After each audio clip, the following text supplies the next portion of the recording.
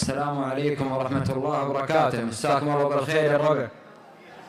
في البداية نبارك لفارس هذه الليلة ابن العم الغالي تركي ابن فهيد بن ساري، ونقول له كما قال الرسول صلى الله عليه وسلم: اللهم بارك لهما وبارك عليهما واجمع بينهم في خير. صلوا على النبي.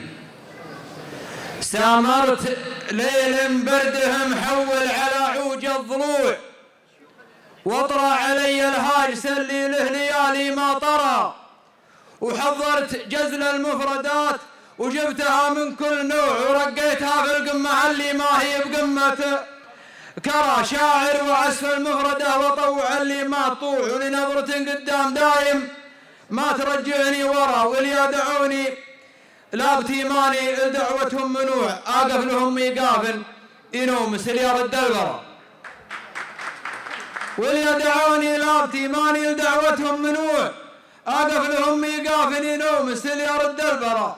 يا مرحبا ترحيبة وبدابها قدم الجموع، ترحيبة في حلها تقلط مقاليط ومرا، ويا مرحبا ترحيبة اهل العرف وفينا الطبوع، اهل الفعول الغانمة بالطيب والعين اجهرا، عيا شيخ له مكان ونعرف رجل قنوع، وامضى حياته كلها ما يستمع للمنكرة.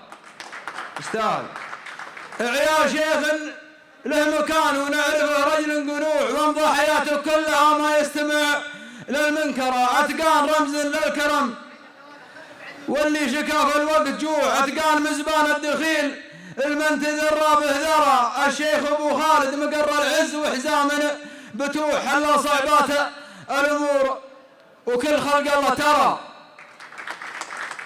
الشيخ ابو خالد مقر العز وحزام بتوح، حلا صعبات الامور وكل خلق الله ترى. ابن عويتك شيخ ما عاش المذله والخضوع، لانحراس يروم العز والجاري جرى، وفهيد بن عتقان في مدح ترى مالي جزوع، يستاهل الامداح وقوت القصيده الندره.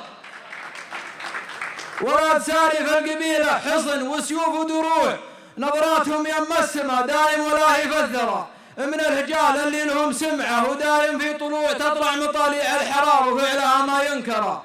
والله لو عندي خبر بمشاركه قبل اسبوع لنظم فرايدها واخليها سرى تردف سرى، والعذر منكم يا ذوي عتقان قدام الجموع، وانتم على المجوب وانتم خير من هو يعذره.